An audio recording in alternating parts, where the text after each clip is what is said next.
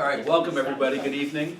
I'm Scott Levi. I am chair of the history department here at Ohio State, and it is my great privilege to welcome you to this year's career night.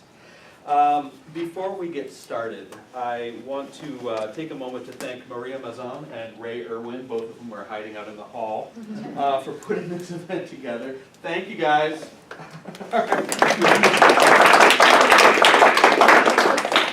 For quite a number of years, this event has proven to be a valuable resource for our majors and a great opportunity to think a little bit more about just what types of opportunities a degree in history opens up for you. You've all been learning about how societies change over time, how to think historically, how to think critically. I know you've all learned a lot about how to think critically. We drive that home. How to craft an argument and support that argument with original research, and how to articulate your ideas clearly and with focus. History is all about learning how to use the past, how to learn from the past as you prepare for the future. Yeah, if you want, you can apply to graduate schools and pursue a job teaching at a university. Brandy over here is going to talk a little bit about that tonight. But the job market is a big place, and there are many, many, many options out there for you. And Andra here is going to tell us a little bit about some of the really exciting ones too. Not that exciting. Some great ones, yeah. So I can go on, and those of you in the back who have taken the Mongol Empire course know that I am inclined to go on. But you didn't come here to listen to me. It's my pleasure to introduce to you our first speaker this evening. Andra Geno was born in Berkeley, but was then fortunate enough to leave dreary California and make her way to a new home in Worthington, Ohio. She graduated with a BA in history from Ohio State in spring of 2007. After graduation, Andra went to Boston University, where she earned an MFA in film studies. She then moved back to dreary California, but this time to LA, to try her luck in showbiz. That gamble seems to have worked out pretty well for her. She's currently operations project manager for global distribution at Netflix. I'm also told that she thinks Who Framed Roger Rabbit is the perfect movie. And I'm sure there's a story behind that, and I'm as eager to hear it as you are. So I'll let Andra tell you more about that. So please join me in welcoming Andra Geno. So unfortunately it's Andra. Andra, I'm sorry. That's okay. Hi guys. So I guess I'll tell you a little bit about how I made my way from Ohio to Los Angeles to work at Netflix. I got my BA at Ohio State in 2007, and then I moved to Boston, and I got my Master's of Fine Arts at Boston University in Film Studies. Then I graduated and moved with 110 pounds of clothes and a one-way ticket to Los Angeles to sleep on my best friend's couch until I got an apartment. I did 2 internships there, one in international, it's like an international sales rep for film, so international distribution in a very roundabout way. And then I worked for a producer for 2 months, and he was totally insane, and I was like, I'm never doing this again, I will not work for producers. And then I ended up at a place called Moving Pictures Film and Television. I worked there for 4 months. They no longer exist. Then I worked for Freestyle Releasing, which was a how should I describe it? It was a theatrical distribution company that does theatrical distribution for small filmmakers. So they would come to us and they would ask us to distribute their films both online with digital media and then in theaters. And so I worked there for 2 years. They no longer exist. Then I went to Lionsgate and was a theatrical distribution, home entertainment distribution, and digital media distribution person internationally. My biggest work, my biggest client was China. So I distributed theatrical films in China for 2 years. They may no longer be a company very shortly. And then I moved to Netflix, and I've been there for 2.5 years. I do content operations under the title operations group. So essentially what I do is I make sure that the content is on screen and on our site the way that we want it to be. I work in non-branded, so none of the originals go through me. It's all the non-branded stuff. So I work with our major partners, the major studios. I work with Disney, Paramount, Fox, Sony, NBC Universal Features, and Lionsgate. So essentially I take in their content and I make sure that it is where it's the way that the content partner and Netflix want it to be on site.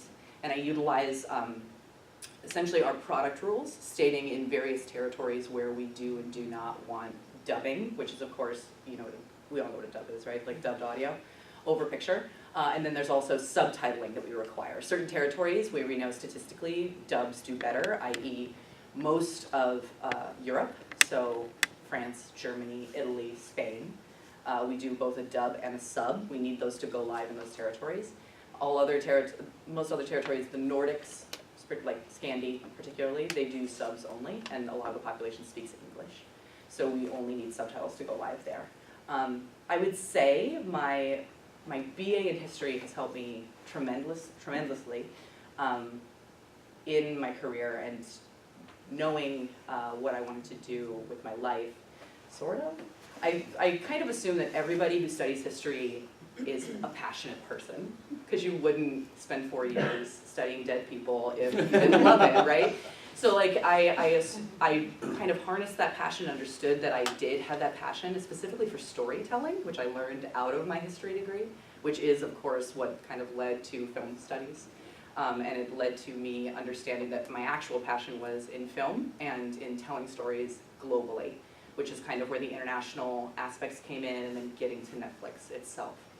I would say one of the things I really love about history and about what I've learned at Ohio State that took me to be able to be in content operations and operations at all is cause and effect.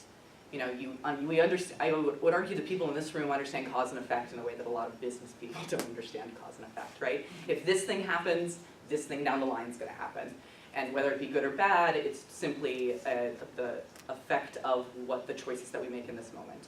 And I think in an operations standpoint, it's very easy to say, okay, so if I launch this movie without French, if I launch a bad dub in on Jurassic Park in Germany, I'm going to hear about it from all the Germans who want to watch Jurassic Park with a good dub. So essentially, I know that I have to kind of deal with those issues and find those things in operations that could be problematic down the road or could be super positive down the road. It's knowing and shifting to each decision as they are made by people who are paid far much more money than I am. I would say, as you are kind of traversing this road after you graduate, really think about what you are good at. Think about your skills, you know, think about the way that your brain works, and then try and find a place where you can live that life and have that culture of kind of continually learning and continually being curious. I would say history majors are also very curious, and I think that's something that's really important in business, period, end of sentence. You need to always be asking questions, you need to always be understanding what effect am I, what cause am I, you know what I mean, cause and effect. So yeah, do you guys have anybody has any questions? I'm not gonna tell you any secrets about when the new shows are coming out. We do have time for questions right now. Don't be shy. All right, I'm going to ask a question. Okay, go. So let's talk about history documentaries. Do you get to do any stuff with that? I personally don't do those because I'm not on the unscripted team. I watch an incredible amount of them though. Oh yeah. All right. I just finished CNN's. They do those decades. Yeah. I just finished CNN's The Aughts. Oh, nice. So I love them. I absolutely love them. Actually, documentary is what took me to Netflix because I applied for a position in our Docs and Comms, or that's documentaries and stand-up comedy division because I was very interested. That's funny, they put documentary and comedy together. Mm-hmm. It's because they're unscripted. History is actually hilarious. Yeah, I love it. Did you know? Oh, I know. Yeah. Right. Other questions? Yeah. Yeah. In your undergrad, did you do anything business related? I did not. I actually went the exact opposite way and just kind of decided that being at Ohio State and getting a four-year bachelor degree meant that I got to just study anything I wanted. So essentially, I mean, like, I ended up taking like an existential literature course that I've literally never used since, but like, when else am I gonna read Sartre than like sitting in a room full of people who are also reading Sartre? I would say that a business mind is not necessarily needed. I think that it's important for you to know what your skills are because businesses are not just run by people who know business, right? Businesses are run by people who push buttons and pull levers, and that's essentially what I do. I have said pretty regularly that if you wanted to be in Los Angeles with a job, there will always be a place for an operations person. There will always be a place for someone who's going to steer the ship, and not in a business mind, right? Like in an actual like, what do I have to do to get from point A to point B in this space? And once we're at point B, how do we get to point C? I would say don't be afraid of looking at business jobs and looking and really going and applying for companies that you want to work for. I mean, when I moved to LA, I just thought of every single movie or show I'd ever wanted to, who I'd seen and loved, and then I would just email those people. I mean, like, I emailed Bad Robot and was like, give me a job. Right? Like, and they were like, no. So it's important, I think, to just remember that, like, you're smart, you can do anything, anywhere, and to just lean into that. Another question? Yeah, from the back. If you could go back and tell your undergraduate self to do something, is there anything you regret not doing while in undergrad?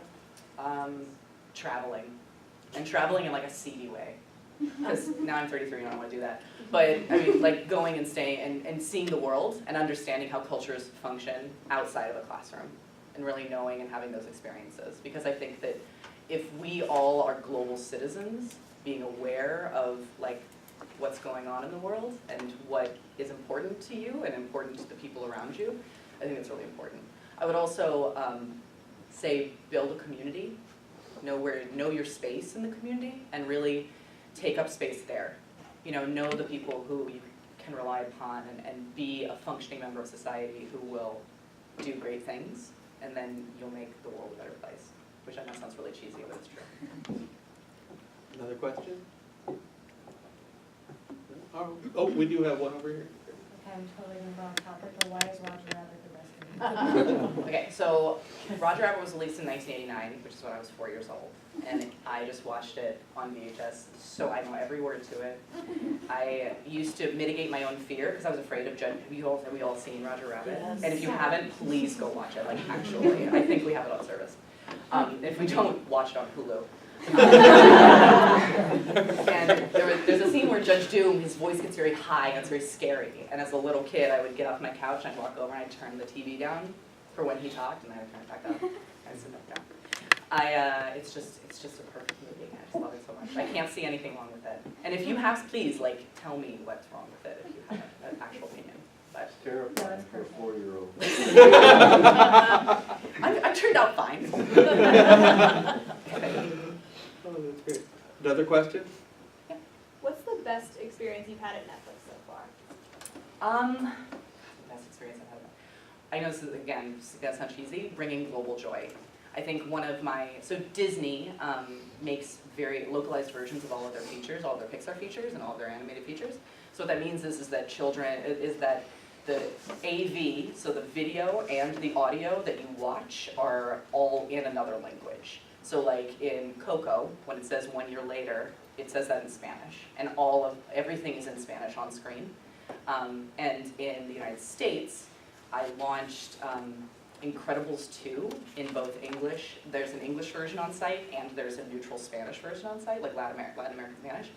And they're both doing shockingly well. And I'm very proud of the fact that I got to bring something like a Spanish Latin American thing to our site for children who can't necessarily speak English. That's meant a lot. Very cool. All right, thank you very much, Andra. We're going to give everybody an opportunity to ask questions one-on-one when we're finished up.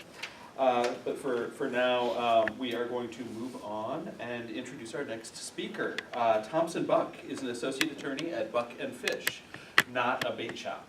It is, in fact, a law office. Thompson practices in the areas of family law, domestic relations, probate, and adoption law. He holds a JD, an MBA, and a BA, lots of letters, all from Ohio State University, and he's lived, worked, or studied at a great number of locations across the globe, back to the traveling the globe. These include Oxford, England, not Oxford, Ohio, though I don't know, perhaps he's been to Oxford, Ohio. We're more interested in the Oxford, England version. Beijing, Shanghai, Ho Chi Minh City in Vietnam, and Phnom Penh in Cambodia. So please welcome Mr. Thompson Bach. So Netflix is a really hard act to follow, so I hope that my job doesn't bore you all to tears. Just tell me if it is, so that I know. My name is Thompson Buck. I'm an associate attorney at Buck and Fish. You've heard the areas in which I practice law. I attended law school and business school here at Ohio State, participating in the dual JD MBA degree program, and I studied history here during my undergrad studies. I spent 9 years here, so a very long time. I'm going to share with you 4 ways in which studying history during undergrad prepared me for my eventual career, which is in large part family law litigation. First, the mentor-mentee relationships that I had here in the history department directly prepared me for my career in law. Working with Professors Mansell Blackford and David Stebbin while writing my honors thesis, and meeting with Professor Blackford a couple of times per week for a year vastly improved my research and writing skills. Back then in 2011, again a long time ago, there was a noticeable difference.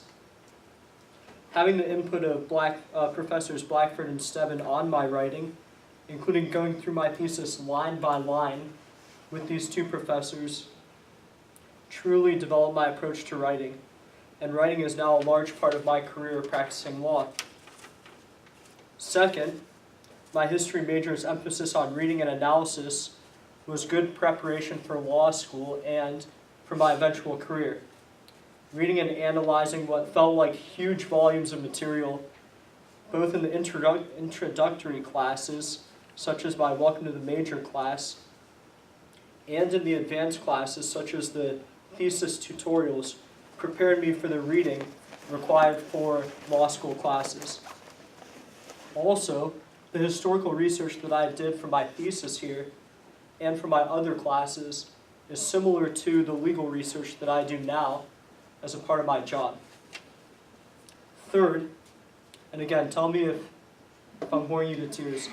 Third, the international focus of my classes in the history department prepared me for my career.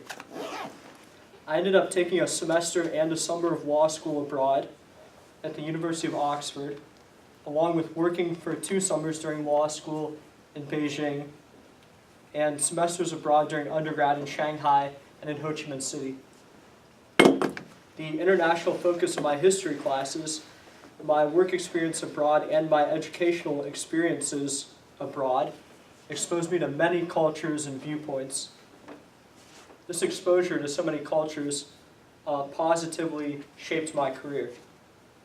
Fourth, building personal relationships with professors positively affected my career. The one major takeaway from this short talk is that getting to know your professors will enrich your time here at Ohio State.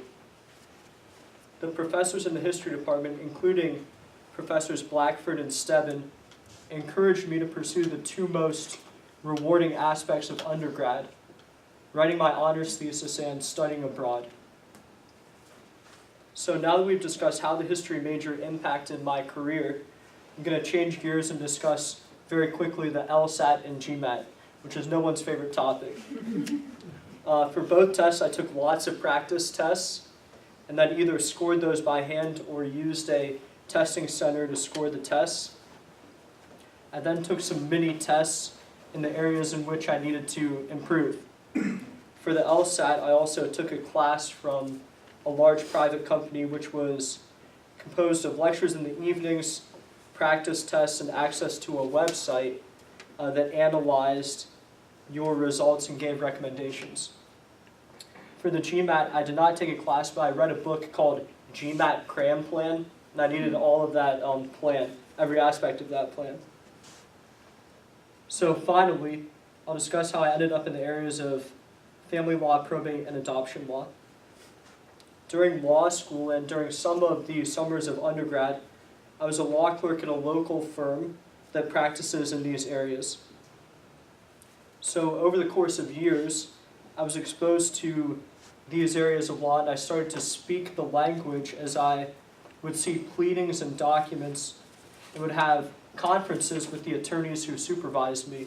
So sort of like how I described my mentor-mentee relationships earlier with Professors Blackford and Stebbin, I had attorneys directly supervising me at this firm and giving input. So what do I like about what I do for a living? I like the client contact involved in these areas of law.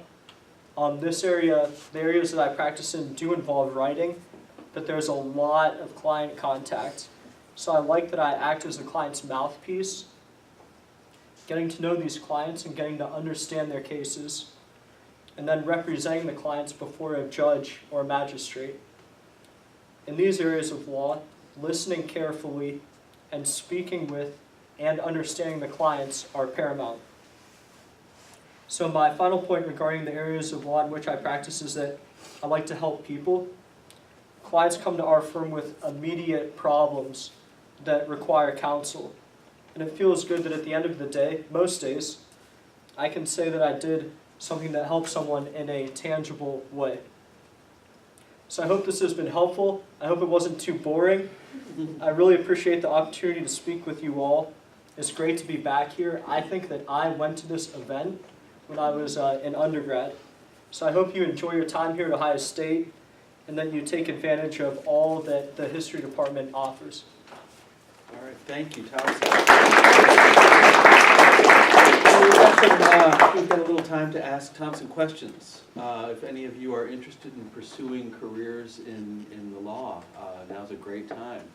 We have what I remember you would sit in the back on the right by the door. Am I right? Yep, exactly. You'd always get that door. Now I got it. All right. Hey, yeah, please ask your question. So you said that as a lawyer you do a lot of writing. Could you give me a couple examples of the kinds of things you typically write? So early in a divorce case, we prepare what are called temporary orders affidavits. So that would be kind of like an essay that you would do for an upper level class here in the history department. So I would get a lot of information from the client, financial information and history of the marriage, etc. So I'd read all of that and I'd have it out on my desk and have it on my screens, and then it's almost exactly like your classes in your major. You take all of that and you process it, and then you write something that the magistrate will read, and then the magistrate will give an order based on your essay. So really it's very much like what you would do in a history class here. Additional questions? You talked about the rewarding nature of creating an honors thesis. How did you kind of figure out what topic you wanted to do? So I have to sing the praises of Mansell Blackford. I think he's retired since I was here, but I took my intro to the major class with him. We had a project that was I think the whole semester you wrote a paper and did a presentation. And so I did mine on the history of Upper Arlington, Ohio, here in Columbus. And I remember going to Professor Blackford and I said, I'm thinking about an honors thesis, thinking about law school. I was hoping that an honors thesis would maybe take me out of the herd, a little bit, if you will, of law school applicants.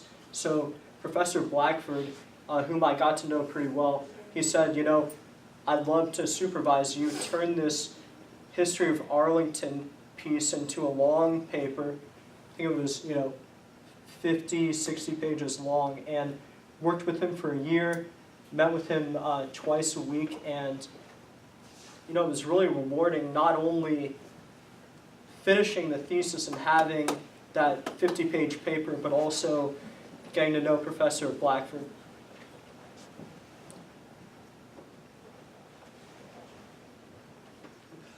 Additional questions?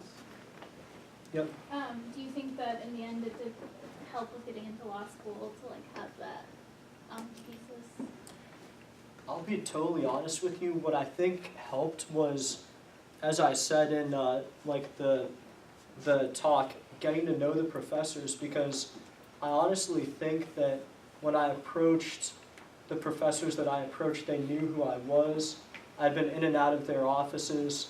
I assumed that law schools like to see theses, but I really think that getting to know the professors, having a recommendation letter that was specific to me, you know, and I felt like I knew Blackford and Stebbin really well by the end of the year plus that I worked on the thesis.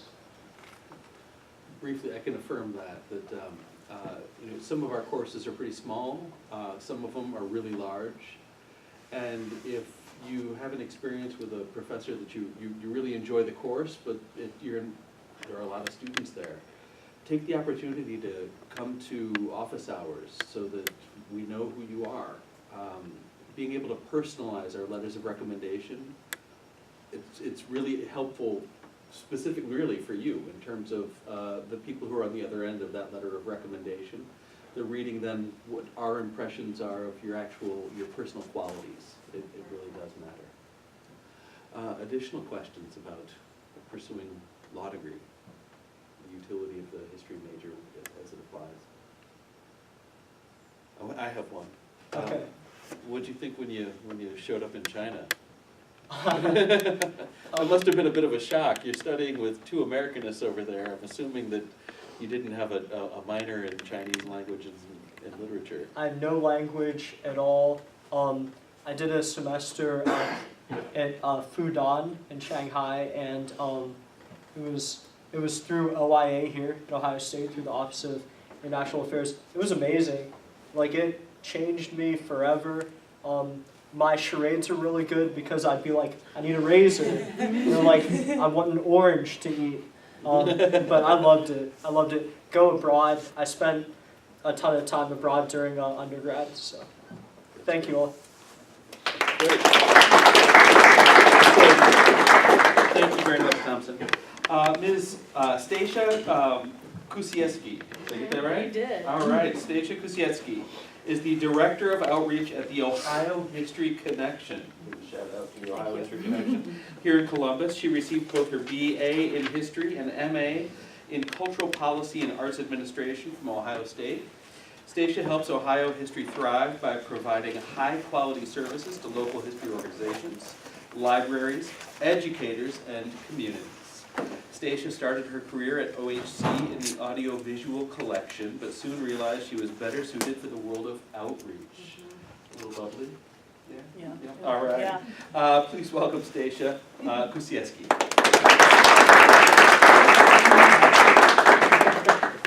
Tag out of the way. Well, hi, everybody.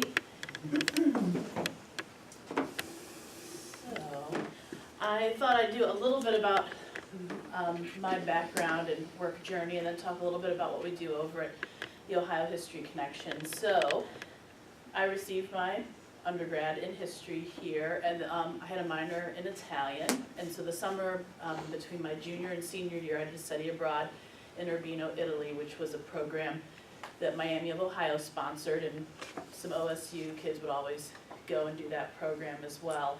And that was just a great experience in general, so I echo, if you are at the point that you can still study abroad and it's financially feasible, I echo that. If you're getting ready to graduate, well, I will tell you that I took, call it my lost year.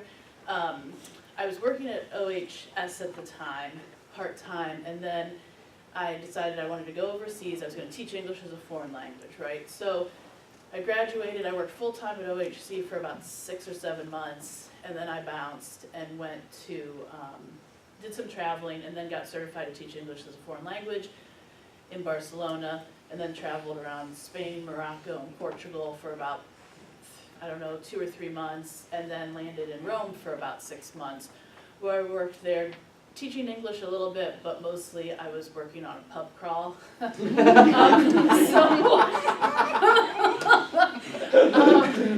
I got to stay, I mean, but it was the best office, right? I stood at the exit of the Coliseum or the entrance of St. Peter's trying to get, or St. Peter's was when I was doing tour guiding, the Coliseum was when I was doing pub crawling. So anyway, but you want to talk about some seedy travel time. I mean, I shared a bed, a double bed with one of the girls I worked with on the pub crawl in this crappy little apartment that was basically like a flop house. So, but it was amazing, and it was an experience that I'm so glad I had at that, you know, at 23 years old, I guess. And you know, that was right, that would have been in '02, so just after 9/11, so my parents were kind of freaking out when I was like, I'm just gonna go hang out, and then it was, oh, I'm gonna go to Morocco and hang out, I don't know, you'll be like 3 pages in the Let's Go Spain and Portugal, we didn't know what we were doing. But, you know, it was a lot of fun, and it was almost none of that I would do at this point in my life. So, but I came back and then started working at, it was called OHS again, and I've been very fortunate, and that's not the way that the museum world normally works, where at 20, I started working there part-time. Dr. Kerr, who was a professor here, had a friend over there, and he got me the job.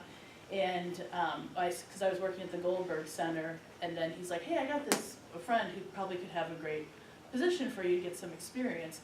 And then they liked me and had me come back, and I've just been there since. So I think it's officially like 18 years, which kind of blows my mind. But I've been able to progressively, you know, move up through the organization. And I think what's great about, what people don't always think about with public history and museums is you always think of like curators, right? Oh, I can go be a curator. But there are all these other jobs that museums have, right? Like let's say you know, like communications or social media. You know, most museums are going to have marketing departments, development, archivists, librarians, historic preservationists, educators. And so there's all of these opportunities, and it's not just the curator, which is kind of the typical museum job people think of. And then you know, I don't do a whole lot of hiring of entry-level positions anymore, but I did recently hire, I had hired a new assistant, and one of the things that I look for in those kind of positions, you know, you might not have a lot of experience in like museums or history, and that's okay. I feel like, this is me, Stacia, okay, not everybody hires like I do, but the person that I hired for this job worked for 3 years at Dillard's in the juniors department, okay? So if Dillard's will keep you for 3 years, I know that you probably are gonna show up, and you're gonna do a nice job, and you're gonna do what's asked of you. And that's something that for some of those jobs, if you don't have the experience, like the history or museum experience, any kind of work experience, figuring out how those skills translate, because, you know, we all have to start somewhere. And I think one of the ideas is, oh, to get into the museum field, you have to have a master's degree, you have to have all this experience. And how do you get the experience if you don't have the master's degree? And I'm not saying that isn't true, but what I'm also saying is figure out the skills that you're learning in other aspects of your life. I just was interviewing someone, and I need somebody with some fundraising experience.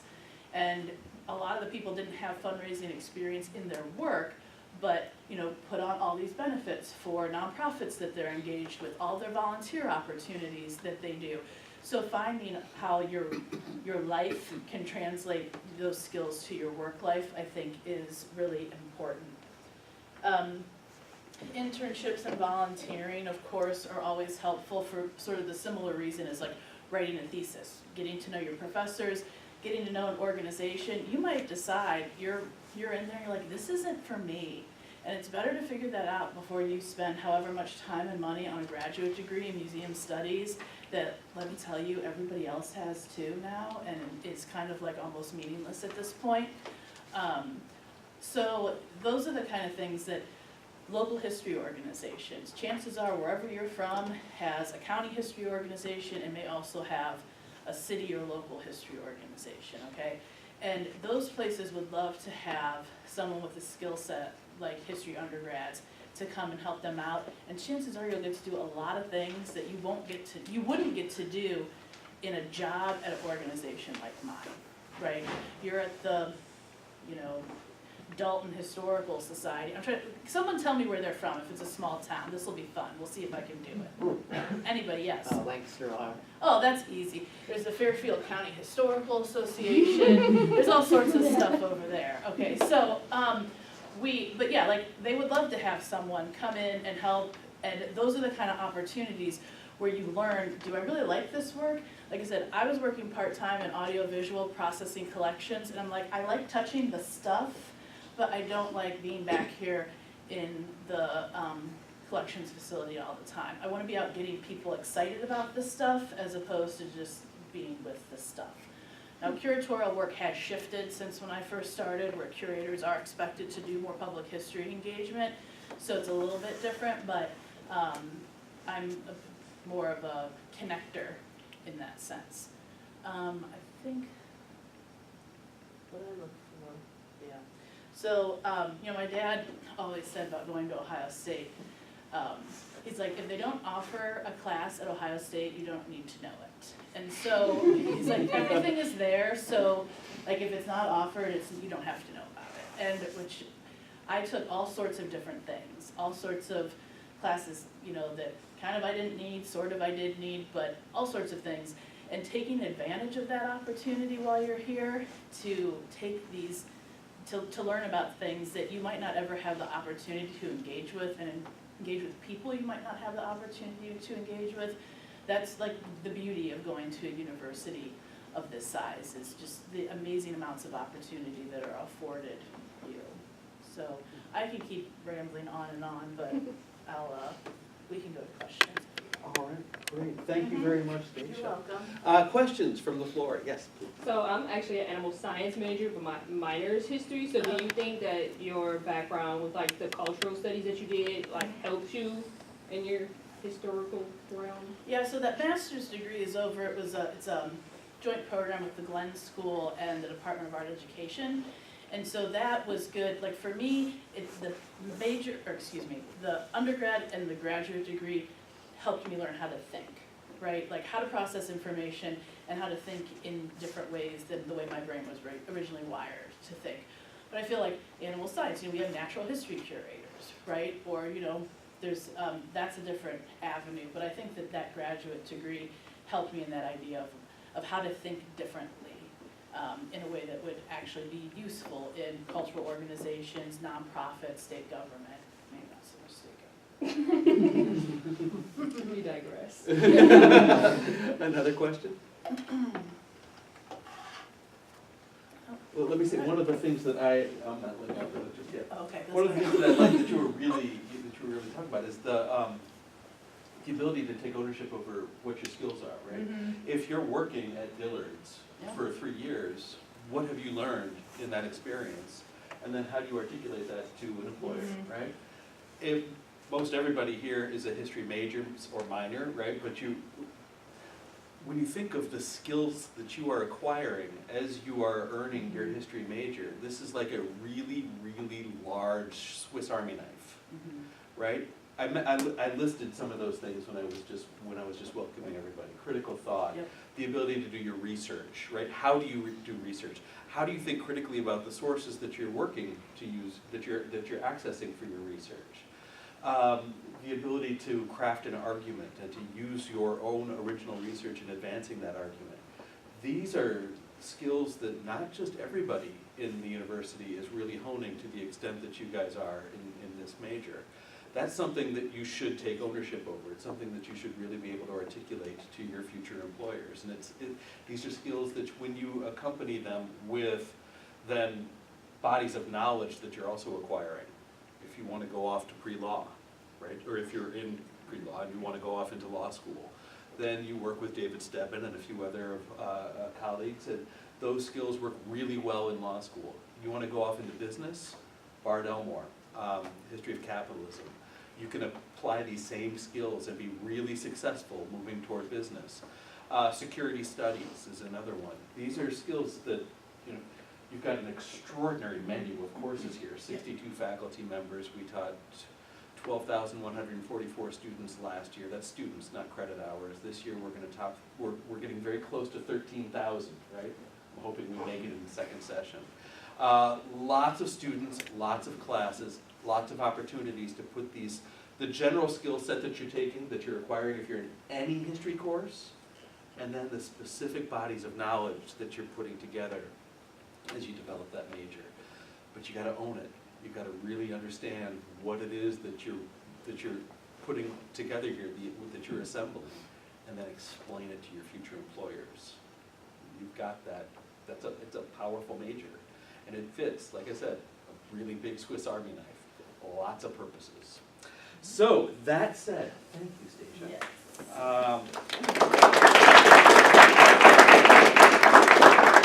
Our next speaker is Ms. Leslie Hosgood. Did I say that right? Yes. All right. Okay. She's a social studies teacher in her 10th year at Olentangy Orange High School. 10th year. All right. Where she teaches sociology, criminal and civil law, and economics, and she also has experience with teacher travel opportunities during the summer. I see the travel theme here, right? She holds a BS and Master's in Education from Ohio State, so please welcome Ms. Leslie Hosgood. Do I have any former students out there? No, nobody loved my class enough to be a history major, I guess. This is sad.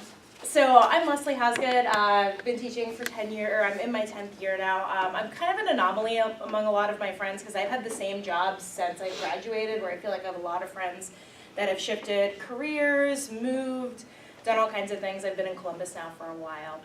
If you guys are unfamiliar with Olentangy, it's around Polaris area, just north of here, and it's a fast-growing district. We just opened up our 4th high school, which is kind of a big deal around here.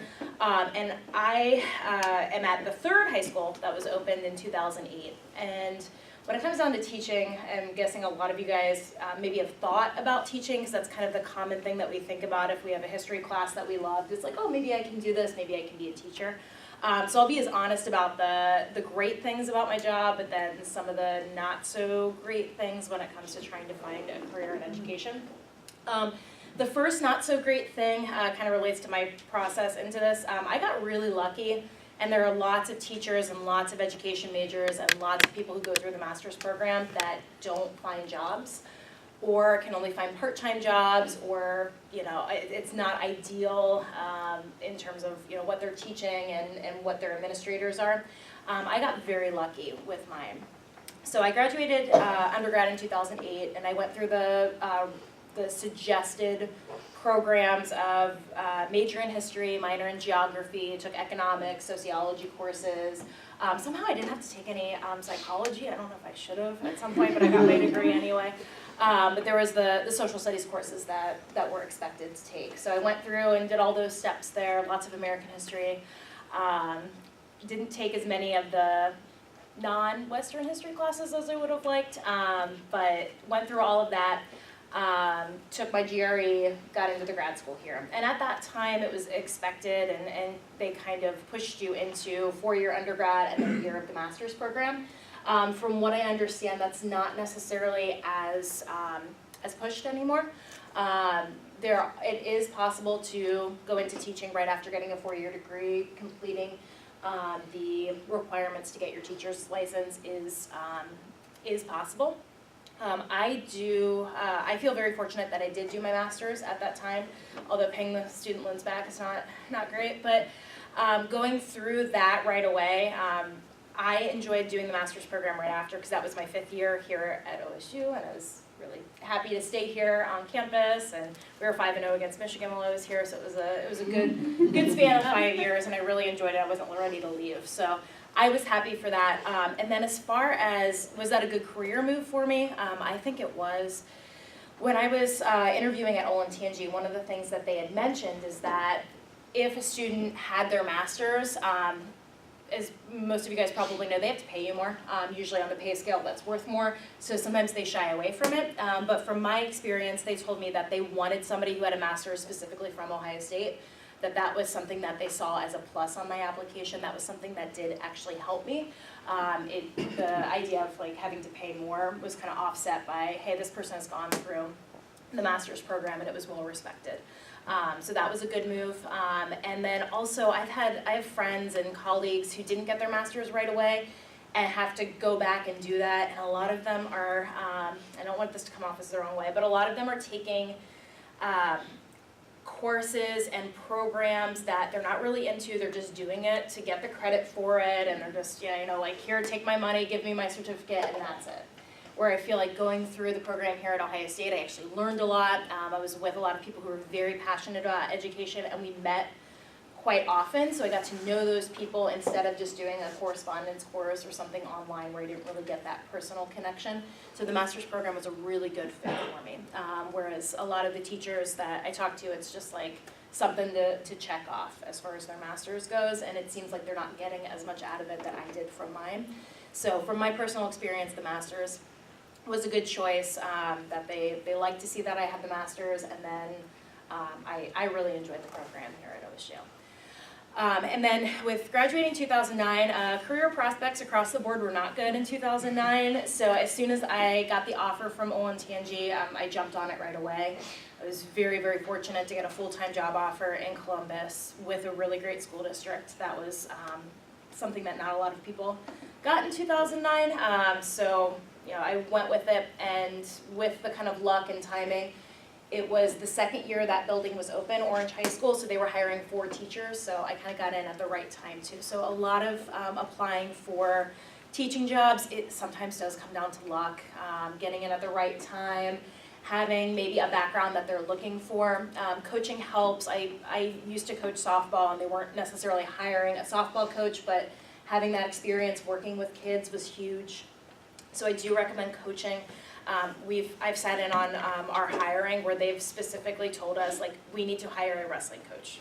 Like, that is it. And it makes me a little sad because it's like you have to narrow down the pool so much, so maybe you're missing out on some of the great candidates. It's a little frustrating, but at the same time, having some sort of coaching background or some sort of background in an extracurricular, a lot of school districts do like to see that and know that they can put you in there, especially they like to do that to younger teachers of like, hey, take all this on.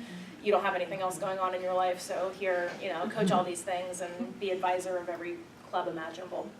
So having that experience and then also being open to taking on those responsibilities can be very helpful. So if you are thinking about maybe a career in education, I would recommend trying to get into some sort of program, something to help kids so you have that you can share. We also love when teachers have some sort of unique perspective or a different background. Teachers who have military service, I love working with teachers who have military service, having that kind of makes a candidate stand out. Also experience teaching overseas and teaching other places. When I was in undergrad, I went and taught at a school for deaf and blind children in Australia. So that was something that like made me seem like, oh, a little unique. I had a different story. So something that maybe a teaching experience or something that is different and a different background or a different perspective that maybe changes the way you approach teaching history can be really helpful when it comes to setting yourself apart as far as the interview process goes. But you know, some of it unfortunately comes down to luck when you're looking for jobs and the timing there. And with teaching, I do love it. There are some things that are not my favorite when it comes to the job. You know, parent phone calls are never fun, and testing is always changing, and it's always just a pain to go through and understand what the new expectation is and when we're testing and when we're not, and what subjects are tested and what aren't. But that's all stuff that's kind of beyond my control. For the most part, with my job, I have a lot of autonomy. And that's really important to me. I've taught all kinds of classes from world history and US history, but I've taken on sociology, which is my baby and I love it, criminal and civil law, which is an interesting elective class, and then I just took on economics. And the thing about being a history major that helps is I have to teach myself a lot. I didn't take a lot of economics classes, like financial literacy. I'm learning finally for myself right now. So you have to do a lot of research with the topics. I mean, even being a history major, teaching US history, when I got AP US history, I was just trying to stay a step ahead of the students. I felt like I should know this and I should be able to teach this, but I was constantly learning, constantly spending a lot of time looking for resources so that I understood what I was saying when I was going to teach them. So it's a little bit of a different side, but the plus of that is that I get to learn history all the time, and I get to work with colleagues that love history, and so that's really great. And thinking about yourself in a classroom, and when you had a really great lesson or a teacher that taught you something that was, you had a professor that had this really interesting way that they presented information or just a new, different perspective, and you had that moment, you get to replicate that with students, which is really cool. So seeing them have those realizations is pretty great, and especially when you're teaching content that I really love, like I do. And then the travel opportunities, the biggest thing for teachers that you guys are probably aware, summers off is great. I have spent most of my summers though taking classes, doing things, you know, writing lots of papers and doing things for graduate level classes. So it's not all fun and games. A lot of teachers have other summer jobs as well.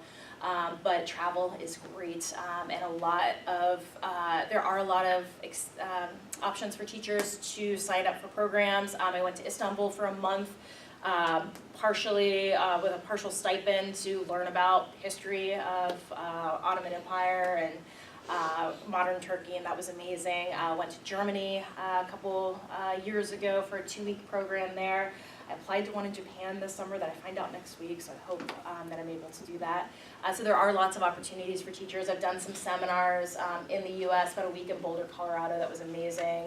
Last year I was in Durham, North Carolina, learning about Middle East history. So that's one of the great things, that I can travel on my own. I'm actually going to Spain, Portugal, and Morocco. I just booked a trip there, yeah. That's fun, that's not school related. So booking, you know, fun things. I spent a month in India and Australia last summer, so I get that, where I have a lot of friends that don't have those opportunities. On the flip side though, I don't get a lot of time off during the year, so like I've had friends that went to Germany for Oktoberfest and I couldn't join because I can't take time off, so it's a little frustrating to not be able to travel when you want, but then you get those big chunks of time off, which are really great to travel. If you can get like a friend or somebody to go with you, which may be hard for their jobs, but those opportunities are there, and that's probably one of the biggest perks of my job, of being able to do that. And then just, you know, doing history all day is pretty cool, and you know, we're history majors because we love it, and it's great every day that I get to share history, maybe with students who don't always love it, but hopefully they love a part of it, or they get, you know, more of an appreciation for it, and it's kind of cool to get to do that every day. So really enjoy it.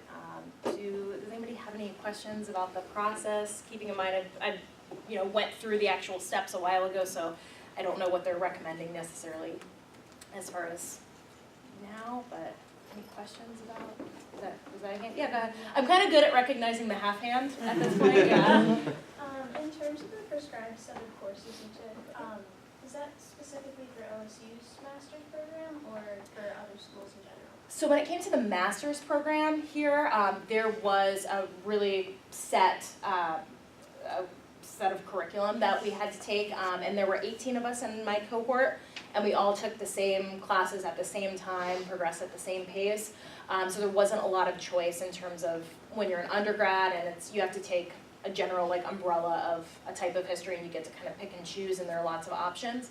The master's course was very tailored to, we take this course all together, then we take this one, and we all work through the process together. So it's not as much freedom in undergrad. But with the master's program too, the best thing for me was the relationships with the people I was with. I also had a student teaching experience in a Columbus City school that I absolutely love, which is different than Olentangy, which in general is a pretty affluent area, so I got a different group of kids, and I loved going to the city school every day. I had stories for days. It was really interesting, and when I had good lessons, they really landed with the kids that were there at that school, so that was pretty cool. But yeah, set curriculum for masters. Other questions? So the study tours, or the study trips that you were taking, were these, some of them at least National Endowment for the Humanities program? That was the Istanbul one, which unfortunately they stopped doing the international ones a couple of years ago, and then during the shutdown they weren't taking any applications for any of them. So I think that those are back up and running, but they're in a limited capacity than they were years ago, unfortunately, with cutbacks. They are. I did a couple of those here. I actually did a couple of Central Asian summer institutes for teachers right here in Columbus. So we're studying all the way over in, things of Central Asian interest, but right here in Columbus. Yeah, So we've bringing everybody- gotten them too. Oh, Yeah. excellent, Yeah. excellent. They are, they're Well, and I really did fun. NCTA here Okay. too. Yeah, so Good. OSU also offers a lot of outreach stuff for teachers. So I've gone to several conferences here. The Slavic department in particular offers a lot of opportunities for teachers. So it's pretty great that I didn't get to take as many history classes as I wanted as an undergrad. But now I get to kind of come back on campus sometimes and go through those. I'm actually going to one run by Gilder Lerman, you're familiar with, about World War I on Saturday. So I get to just sit in a room and learn about World War I from professors. So it's really cool. My friends don't get it, but it's like, it makes me really excited to sit in a room and hear about, and it's free lunch, so even better. And they come for continuing ed, right? Yes, yeah, and as a teacher, there is an expectation that you have a certain number of continuing education credits in order to renew your license. And if you're somebody who loves to learn and take advantage of opportunities, it's super easy. I mean, just going to Germany, I think I had like 300 and some hours, and you need, I don't know, what is it, like 20? So it's really easy if you're somebody who just loves to learn. Teaching's a good fit for that because there are lots of opportunities to keep learning and keep challenging yourself and keep finding out new stuff. Yeah. I was just curious about like your friends and like to what extent coaching is important for a history education. Yeah, and I think history in particular gets the reputation of like the coach that wheels in the TV and presses play, and has you do worksheets. So in my experience at my department, it depends on who your principal is. It depends on the administration because one of our former principals, his motto was like, I'll pick whoever the best fit is for the building. We now have principals that are like, you guys pick the best one for your department. So when it's like the best fit for your building needs are different than your department needs. And so you kind of lose that sense of choosing the best fit for your department if, hey, we need a wrestling coach. We've also had, we need a football coach. We need a lacrosse coach. So sometimes that gets thrown in the mix, and I think it depends on who the administrators are and how much weight they put on those positions. I personally don't think really coaching had any weight on mine, except the fact that I could show, I have evidence that, hey, I work with kids and I build these relationships with kids, and I've been doing this now for a while. So that was the benefit for me, but like they weren't looking for a JV softball coach. So I just kind of happened to be in that role. Any additional questions right now? Okay, well, thank you very much, Leslie. Our next speaker really needs no introduction whatsoever. Professor Randy Roth is the homicidal professor in the department. He's our expert in all things to do with the history of homicide. Professor Roth is the recipient, this is going to take a minute, Randy. He's the recipient of the Alumni Award for Distinguished Teaching, the CLIA Award for Distinguished Teaching in History from the Phi Alpha Theta Honor Society, the Outstanding Teaching Award from the College of Arts and Science Student Council, the Rhodesa C. Bodeman Award for Distinguished Undergraduate Teaching and Mentoring, and the Ohio Academy of History Distinguished Teaching Award. Wow. Been here a long time. 33 years, you'll beat me, Scott. He received... You got a ways to go. I got a ways to go. It's time, I waited it out. Randy received his BA in history from Stanford because he couldn't get into a good school, and his MA and PhD from Yale. Professor Roth is here today to tell you all about the graduate studies in history here at Ohio State. So without further ado, Professor Randy Roth.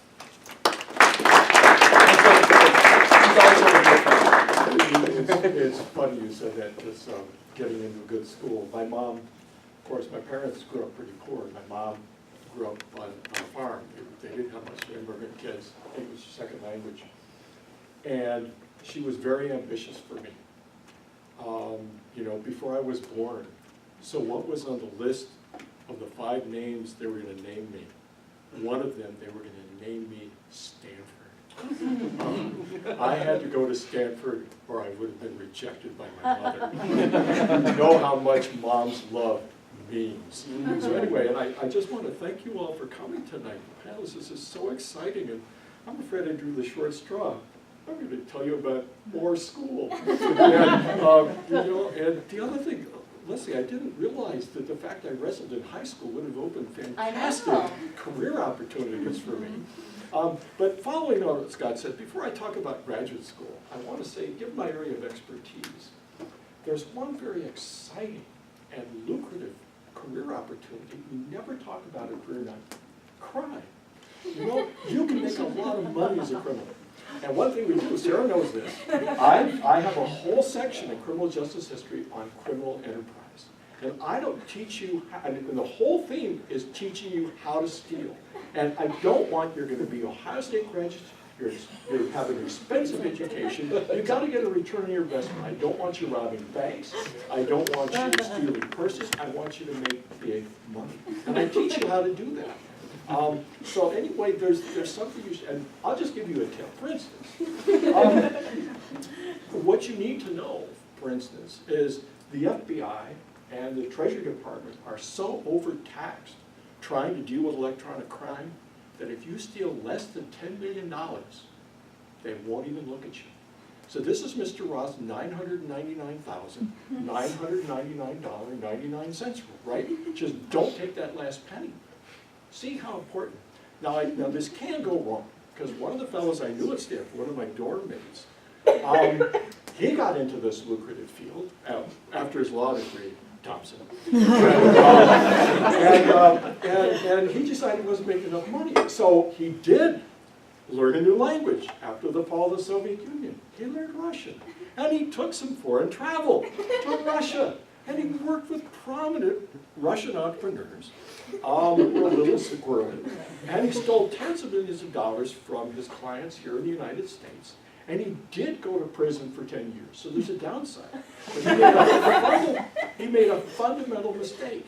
He majored in political science. And so if you do history, you'll learn everything that can go wrong. And you'll learn who was successful before you. And this is so, we're serious. Sarah has invited me, you're a resident advisor, she has invited me to speak to her dorm next month about how to steal. She wants me to teach them about criminal enterprise. I could have done something more on the history of criminal enterprise, yeah. But anyway, so you know, some people get away with it. Anyway, I want to talk about graduate school. And one thing I want to mention is that my job, the one that Scott has asked me to do, is to work with you on things like that. So next month, every April, what I do is I have a workshop, and you'll get all this. But really, if we want to talk about grad school, it's so personal to you and exactly what you want to do in the field. I'll come with another one of my colleagues, and we'll really talk as a small group, for those of you who want to talk about going into history. We'll get into detail about what you want to do, what kind of programs, what kind of preparation. Because what I'm going to speak about tonight will be fairly general, okay? But we really need to work together. And I want to put out a pitch to all of you as you look forward, those of you who are going to be applying next year to any kind of program. In the fall, Scott has asked me to run a workshop. We meet twice.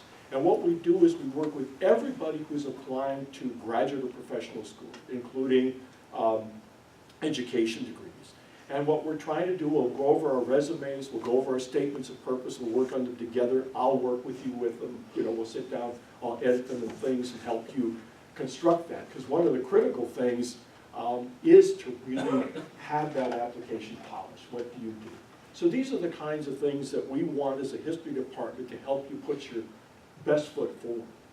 The thing I'd like to say about grad school just generally is that, you know, the thing that really goes wrong here most often is you decide the end of your senior year that you want to go into history. And if you do that, I just had one of my best students just come in last week, He's graduating in a few weeks and said, gee, you know, I think I'd like to go to graduate school in history. And we started to talk about what you really need to do to prepare for that, and he hadn't done any of it. And I think, you know, if you find yourself in that situation, what my advice to you would be is to take a year off and prepare.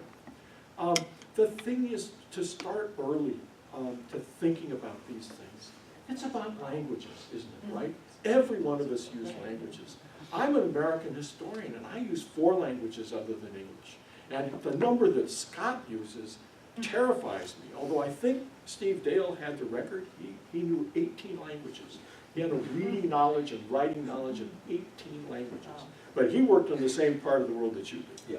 Yeah, that's a tough part of the world. But I feel pretty good about being an American historian who could read 4. And I just realized that in this department, I'm a complete punk. What you can see is that they really have these skills. And what's interesting, and this fits with foreign travel, it's exciting, it's fun. It's interesting to immerse yourself in another language.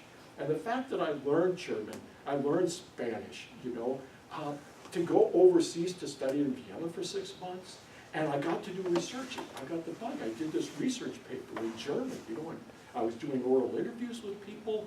I was going to the libraries. I was going to the University of Vienna, the archives. It was just exciting to do. And when you speak that foreign language, all of you who know that a foreign language know, people are kinder to you, and you learn more, things you'll never learn by speaking English to somebody, even if they're fluent in English. So I think that experience of a different culture is critical to being a historian. The thing is, you are a better historian, not by specializing, but by deeply immersing yourself in the whole sweep of history across time and space. That's how you'll really understand what you're specializing in. So I think it's important to do that. If you take every single course on the Civil War, they won't even hire you at the Gettysburg battlefield because you don't know enough. You haven't widened your experience. Although one of my favorite sayings is, a month without a new book on the Battle of Gettysburg is a month without purpose.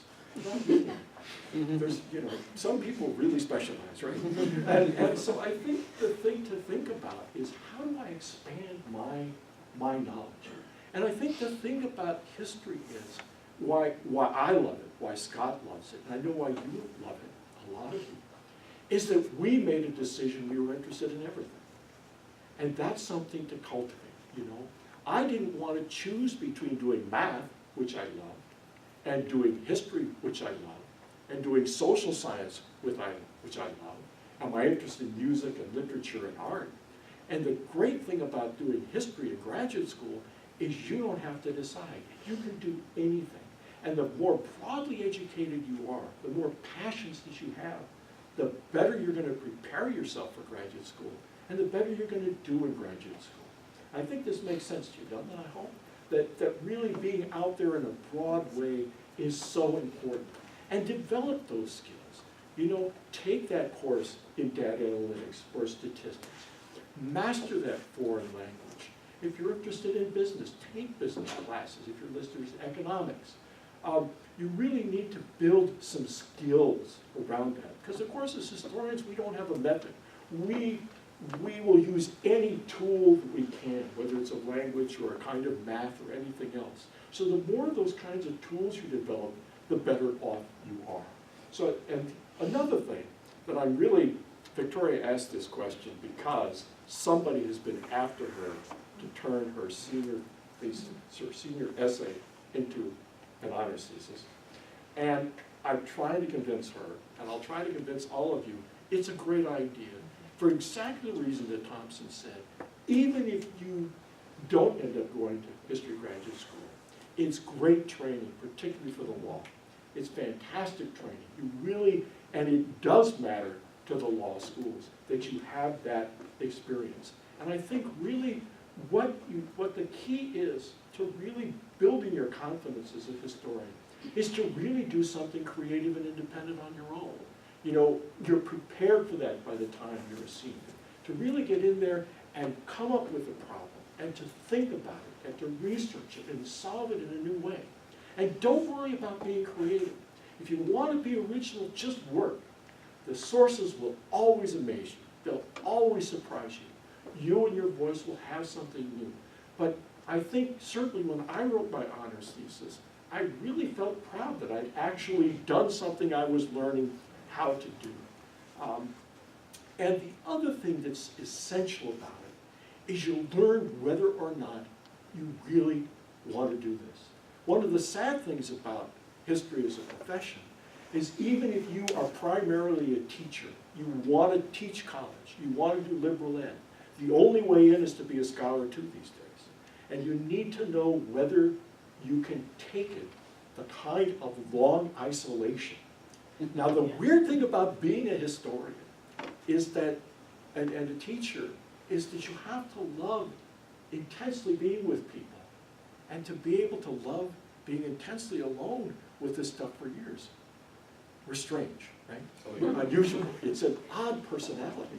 I've learned that. Not that I didn't realize I have an odd personality to begin with, but this is really a strange thing. And the thing is, not everybody's cut out for it. I have to say, I remember what happened to John Stivelman, who was our hero. He was a class ahead of me and as an undergraduate at Stanford. We followed him around. Everybody who loved history followed him around because he was just the smartest guy. He was going to be a historian. You know, his family were all doctors. He was going to be a historian. He had these great ideas about how he'd write a new kind of history of music. He's a very gregarious guy, always the life of the party. He wrote his thesis. And as he started writing it and doing that work, what happened to John? He started to go, uh-oh. And he did get into Yale grad school, and he quit after 6 weeks. Because he realized, I made a huge mistake, because I can't stand being by myself. And you could see it, knowing John, he would have been a great historian and a great teacher, but he went to med school. And just like everybody else in the family, he's quite happy. And the thing is, too, so what I'm trying to say to you is this. The one thing I'd say to you is that you're the best students in the state of Ohio. Be confident. You could have a great life doing a lot of things. If you choose history, be sure that you can take that kind of isolation. And the other thing you need, Robin Judd said this at one of our little workshops when she came, you have to be able to take rejection. I mean, almost everything you send out is going to get rejected. Your grant applications are rejected. Your job applications are rejected. Your articles are rejected, right? Until they're not. Until they're not. And the thing is, you know, and statistically speaking, what's the difference between successful people and unsuccessful people? They just keep going. You take the rejection, you learn from it, you move on. But it's a kind of a tough life in that sense. And again, you know, so it has to be a real passion to do something original. It has to be something that you really practice here before you try to go on. Because you will really, and I would say that most of you, when you write an honors thesis, are going to love it. You will love it. And whatever you do, it's going to help you, whether you go into business, or law, or whatever, public service. But I think you really need to know, can I take this? So that would be my advice to you after all these years of being a professor, to think about that. But remember too, you know, that what I want to emphasize there one more time is there's a lot of great things you can do. And right now we're encouraging people who come to history graduate school to be thinking not just about becoming professional historians, but all the things you can do with that degree. And a lot of our students have found really satisfying careers outside of academia that were facilitated by that advanced degree, a master's, or an area studies, or a history degree. So be thinking broadly about those kinds of things. Anything else I should mention? You're a veteran of graduate school. Anything else you have? Well, what I'm thinking first is in terms of this particular department, just as an example of the multiplicity of ways that a history PhD prepares people for all sorts of different types of careers. This department has a lot of really great strengths. It's one of the largest history departments in the country. There are a number that are larger, but not that many. There are an awful lot that are smaller. We are leaders in the country. We have two programs that are the strongest in the country. One is military history and the other is environmental history. Military history has been a strength in this department for a very long time, and we regularly train people in that field. They earn their PhDs and they find careers in, whether going back to the military, sometimes training at West Point, we have alumni who are teaching at West Point or other academies, or going in active duty, or working in all sorts of different areas of security services, working for government organizations or non-governmental organizations. With environmental humanities, or I'm sorry, environmental history, this is this is just in the last 10 years that we've become a national leader in that area. And you can imagine the applications in industry, in all sorts of different areas. So yeah, we do place lots of our graduates in academic positions, and we are preparing ourselves to place an increasing number of our graduates in non-academic careers as well. But I can say, you know, my friends who majored in history with me, they had just great careers in journalism, in the law, in business, and all kinds of things. And so it really is an adaptable thing. It really is. And again, something to think about with the history PhD too, which goes with the military history program and many others, is it really prepares you for a career in government, in public service. There's so many things you can do in public service. And I think about how many prominent American leaders, I could tick off a number of them, actually were PhDs in history. And you can see where it really helped them, except in one case. I won't talk about him. But otherwise, you know, I think he went into politics because, well, his thesis I didn't like. And he got fired. He didn't get tenure, so that's why he inflicted himself in the American public. But everybody else really did, just an editorial remark. But everybody else I know who got a PhD has really done wonderful work, conservatives, liberals, whatever. You know, it's not a politicized thing. And I think one of the things that is great about graduate studies, opening your mind, helping you not think in ideological terms, helping you think practically about things, helping you think about the future and help your students think about the future and what it might be. It really is a great career, I have to say. But you have to realize what the reality is. Because the reality is what I do in a day, or what Scott does in a day, 99.99% of the human beings on the face of the earth would hate what we do. Because it's hard, you know, and there's that isolation. So think about that. As chair, it's just email, that's all it is. That's my vision of hell. I never volunteered to run the department. We should, some questions. Questions for Randy. I did have a question regarding graduate school and just kind of the preparation of that first year. And some things that you would suggest, recommend. Therapy. You realize we counted it, half of my entering class in graduate school was seeing a therapist by the end of the first year. Half. The first year is a challenge because you're working at a different rhythm. The expectations are higher and the pace of work is faster. It is exhilarating. It is drinking from a fire hose, you know? I mean, you've got your courses and you've got books that you're reading. There are strategies that successful graduate students will develop these strategies for how to gulp down that water out of that fire hose, right? How to digest the central arguments of books and a set of articles and do that in half a day in order to be able to spend the other half that day working on the paper that is due for the other seminar that you're taking, this kind of juggling. You blink, the semester's over, you've written 150 pages of things, and you look at yourself and you say, oh my gosh, you know, and you take stock of what you've just learned, and it's exhilarating, and it's intoxicating, it's excruciating, but that's growing pains. That first year is the hardest one though. Second year, you got the rhythm down, and you got the strategies down. So keep your head down, stay sober, That's important, right? Because time, you need your time. And the thing is, you know, it's intimidating to go to school with people who are that smart. I mean, my best friend, she's won a MacArthur Genius Award. And she was winning New Yorker writing contests in her spare time in graduate school. So, you know, you gotta have a strong sense that, well, I'm pretty good. You know?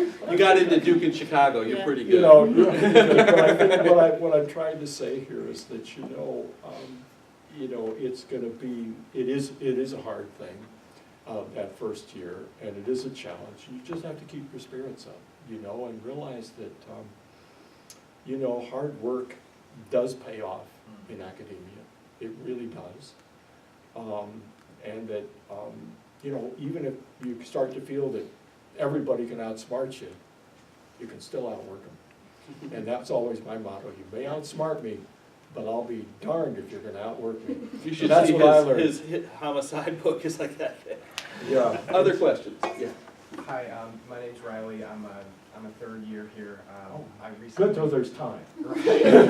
We can work with you, Ryan. So I recently finished like both my history and my political science major, and I'm kind of looking at like what comes next, right? So a lot of what you were saying about kind of like the intersectionality of history and how it pulls all these different elements of like human experience together, it really resonated with me, right?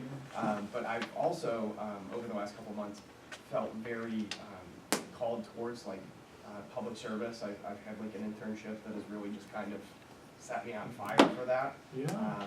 So I'm just wondering if you have any further advice regarding like just the interplay between like history and government and what to do. Basically. The thing is that I know of undergraduates here who've majored in history, who've gone to programs like the Glenn School in public administration, or gone to Georgetown, which has a great, you know, Georgetown, American University, the places in Washington, D.C., they are really connected to all of the government, all branches of it. And those are very exciting programs. And again, you won't be doing history, but that kind of non-ideological, anti-ideological, practical kind of critical thinking that you learn how to do, the kind of writing, being a good writer, is so important to that. That it's opened up just great careers for people in public service. And certainly, you know, one of the things about history is when you look at some of our most gifted, really most gifted political leaders in this country, really since its founding, so many of them had a keen interest in history. And so I would encourage you to think about politics too, actually running. It really bothers me. I really want more Buckeyes to run. I went to Stanford, I went to Yale. You don't want those people in general running the country. And it's yes, there's a kind of elitism there. I mean, I've met some wonderful people who come from privilege, but we know everything. We know psychologically, we know it from history, we know it from tests, that power and privilege damages you. It undermines your empathy. We have experiments that demonstrate this. So I think the modesty that we Buckeyes have can hurt us because we don't think about running the country. But it would be better, I think, if we did. So what I'm really trying to say, Riley, is, you know, sure, a master's in history can help you. A PhD in history could help you. But, you know, you could go directly to that if you wanted to. I'm sure that you can do, like Sarah Paxley, one of our undergraduates, who's my advisee now. She's earned her JD, she's doing a JD, PhD. And I'm sure that there are places in public administration and government where you could do a very similar thing, either through the political science MA, PhD, or through history. So I think that, you know, if you feel that passion, you really ought to follow it. And think about what that passion is telling you about being with people as opposed to this thing. It's not that I love being a teacher, and I love being with people. But you know, and I must confess, you know, the older I get, the more I think you know, gee, why did I do this? It is so isolating, but I still enjoy it, you know. I can just go all day and just sit there and write, or just sit there. I can work, in the police departments, they'll let me work around the clock if I want. So I'll work 14 hours and just rivet it. And that's not, maybe not for you. That's what you have to ask yourself, right? Where do I want to spend my time? And that's actually the most important question that you have to answer. And once you answer it, you'll be able to work it out. Do I want a PhD? Do I want government? Do I want a combination? Thank you. Does that help? Yes. We've fallen a little bit behind in time, so You remind told you me I there's going to be a would little fall bit back. of, there will be a little time at the end to ask questions of us if you have more questions specifically for Randy. But I want to make certain to save some time over here for Brandy. So it's now my pleasure to introduce our final speaker, Ms. Brandy Williams, who is a very important person to know here on campus, as she is one of the people that you go to start building your resume. Yes. Ms. Williams joined the College of Arts and Sciences, the Center for Career Success in 2005 as a job search advisor. She holds a Bachelor of Arts degree in psychology from Capital University and a Master of Labor and Human Resource degree from Ohio State University's Fisher College of Business. Brandy advises students seeking internships, volunteer roles, research positions, and other resume building experiences. She coordinates career programming for the areas of education, nonprofits and social services, government, international affairs, and public policy. In addition to her career coaching role, Brandy serves as a liaison to a number of arts and sciences academic departments. In this role, she pursues opportunities to collaborate with departments and increase career readiness of arts and sciences majors. So please welcome Ms. Brandy Williams.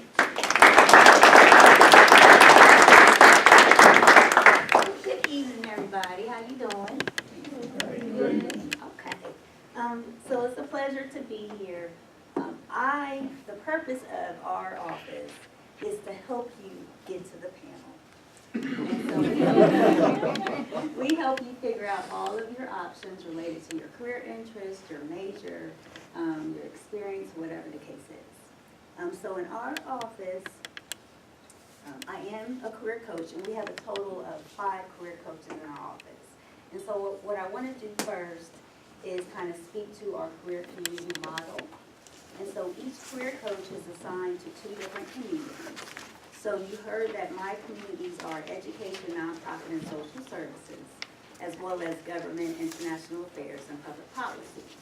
And then the other, this little card here, lists all the other career communities that exist. So what this means is that dependent on your area of interest, be it arts, business, government, whatever the case may be, you are able to schedule an appointment and handshake with one of the coaches who can kind of walk you through or talk you through, you know, what your experience consists of. Maybe if you're not quite sure what you want to do, we can talk you through different, you know, options you may want to consider, how to get involved on campus, how to enhance your skills and abilities to make you more marketable long term. So whatever the case may be, whatever questions you have, we can help you with that process. And so at the very bottom, there is information about handshake. And so how many have actually gone into a kind of explore handshake? A couple? Okay, very good.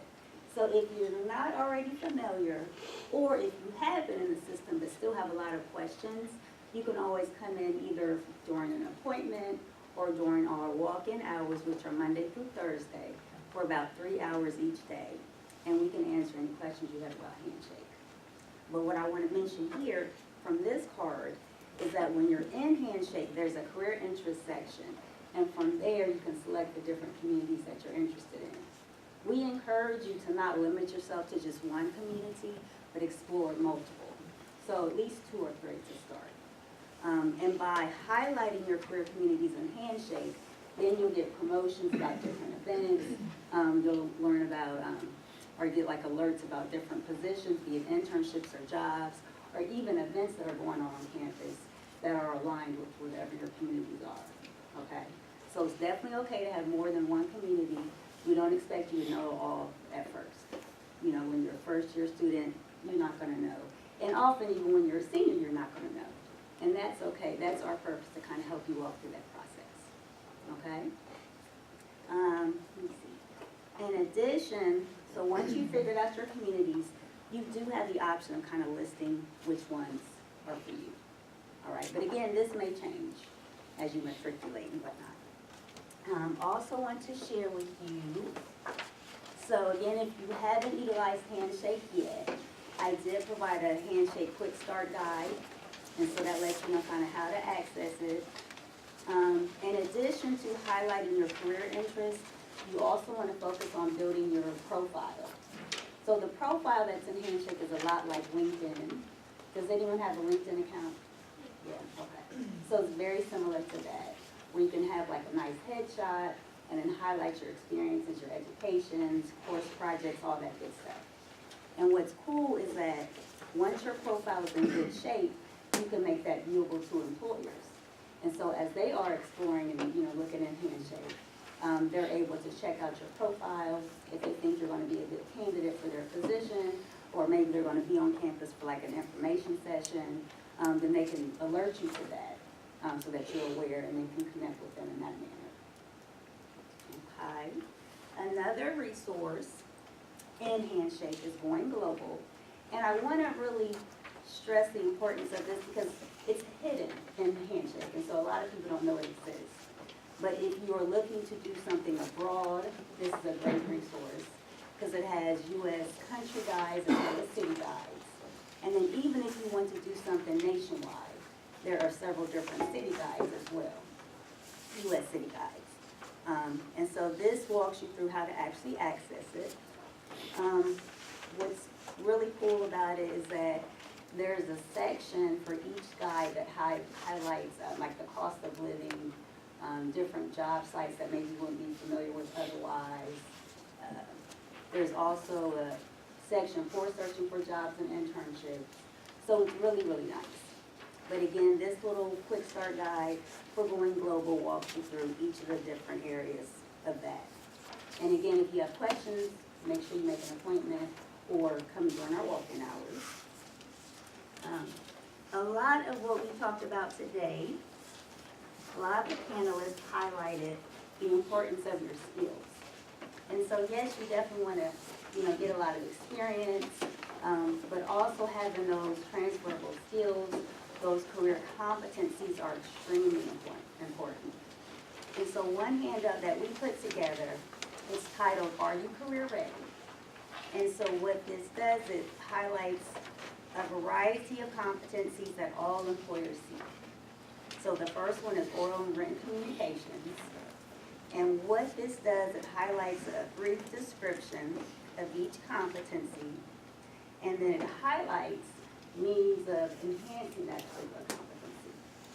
Because you may never be an expert at any given competency, but you want to try to get, as much exposure, experience as possible, so that it is pretty proficient. So for example, with the oral and written communications, say you're thinking, okay, I really want to enhance this competency. How can I go about doing that? We list several examples of how to do so.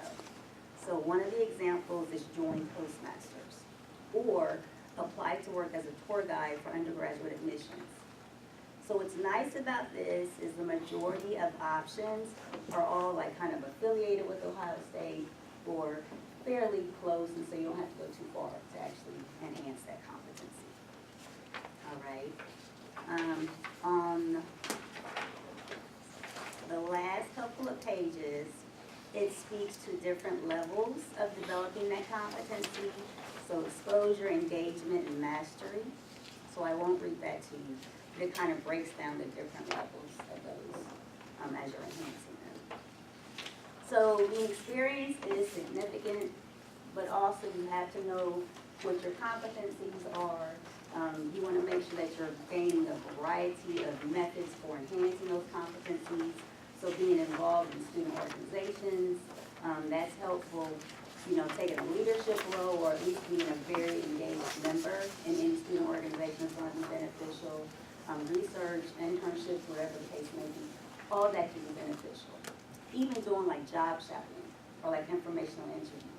So if you're not quite sure what you want to do or what your options are, consider doing an informational interview, which is just the opposite of an actual interview. But you're in the driver's seat. So you're identifying the questions you want to ask that will help you get a better idea of what it is that's going to be a good fit. Okay? Let's see, what else do I got? So a couple other things. So the green sheet. So because, you know, it is a process of finding a career, finding an internship, going to grad school, whatever the case is. Because it's a process, we have created this spring sheet that kind of highlights different steps you want to take along the way. So pertaining to your career, academics, and then beyond the classroom. So you may not do everything on this sheet. You may not do it in any particular order, but the goal is just to make you aware. Because we recognize that, you know, as a student, you have a lot of things going on. A lot of times maybe you're not thinking about careers, your first or second or even your third year. But we want to make sure that you have this at your fingertips. So you're, you know, constantly thinking about what should I be doing, who can I go to get some assistance, so on and so forth, all right? And a lot of students, you know, they really have never heard of our office. And so I'm hoping that you will, you know, you're hearing from me, you'll take advantage of what we have to offer. So that when it comes to graduation, you won't put yourself in a pickle where you're really not quite sure what to do and you're stressing out. Okay?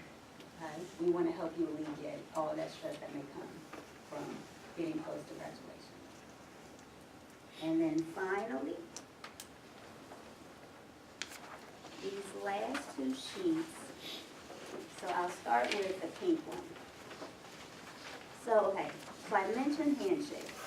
So in addition to scheduling your appointments in Handshake and identifying your career communities, I shared that you can also view internships, jobs, research opportunities, volunteer opportunities. And so what I did is just highlighted 5 different internship opportunities that are currently in the system, just to give you an idea of what's out there. And what's really nice about Handshake is that some of you may have utilized FutureLink in the past. So Handshake is completely different. It's a lot more easier. It's easier to use. It's more visually appealing. And then it also is, you know, a lot, it's just broader. So there's more opportunities. With FutureLink, a lot of the positions were kind of limited to the Columbus area. But with Handshake, they're worldwide, nationwide. So there's lots of things out there regardless of your interests. Okay? So that's what's at the top. And then I highlighted some different internship resources, professional organizations, because in addition to applying for internships and jobs, it's also a great idea to identify associations that you can become a member of as a student, because often they may have different events you can, you know, attend, learn more about different professions, build connections with professionals that can ultimately help you in the future. And then this yellow sheet, this one is really extensive. But what I like about it, it just highlights different job paths for history majors. So again, you're not limited by your major as far as what you can do. But this just really helped to break it down, like as far as all the different areas that do exist. So information specialization, non-classroom education, business administration, so on and so forth. Okay, so just a snapshot to see what's at your fingertips. Are there any questions for me about our office? What's the best way to make it clear? That's a wonderful question. You can actually go to Handshake, handshake.osu.edu, and I want to say, what section is it? I think it says, I can't remember the exact tab, but it's at the very top. And it's just like a drop down, and you'll see appointments.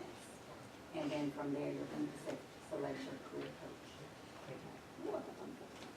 Any other questions? And my email address is williams.2797. And so if you do think of other questions after today, don't hesitate to shoot me an email. Like I mentioned, we do have walk-in hours. And so even if you have a resume, you think your resume looks great, I would still encourage you to come in and have someone take a look at it. And then also if you will be doing like internships or summer jobs this summer, definitely come back in the fall, have someone take a look at your resume. Pretty much every semester I encourage you to have someone take a look at your resume. Okay, because things will change. You want to make sure you're wording things nicely and that you're getting all the good information across. Okay? All right, so how many people are going to make an appointment? Everybody. I will, I want a new job. Thank you, guys. All right, I have a few more words to say before we can make our way back to the sodas and cookies. First, a little bit of housekeeping. If you look in your packets, you will find a survey about career nights, and we hope that you will take a few minutes to fill out the survey. It really does help us plan future events like this. Of course, we do this every year, but we really like to hear what you think worked great, what you'd like to see more of, so that the suggestions that you have will really help us make it a better year. And Maria has pens right here. So Maria will gladly pass out a few pens for you. And as you are doing that, I'll say that I want to thank you all for attending today's program. So let's take a moment and just give all of our speakers a round of applause. Everybody's got busy schedules. Some of us have to fly all the way here from California just to talk to you guys and also see Mom and Dad back there. Thanks for helping arrange that. Mom happens to be the dean over at optometry. If anybody's interested in that as a career, you can talk to them. That's right. But outside of Dulles Hall. So, seriously, I hope that you're feeling empowered by what the history major has prepared you for. It's a lot of opportunity for you in the professional world. And please do, as you are, complete the surveys in your packets. And then we've got refreshments for you around back. So the rest of us will be around here milling about for a few minutes. So finish your comments here, and then we're happy to answer any questions you may have, okay?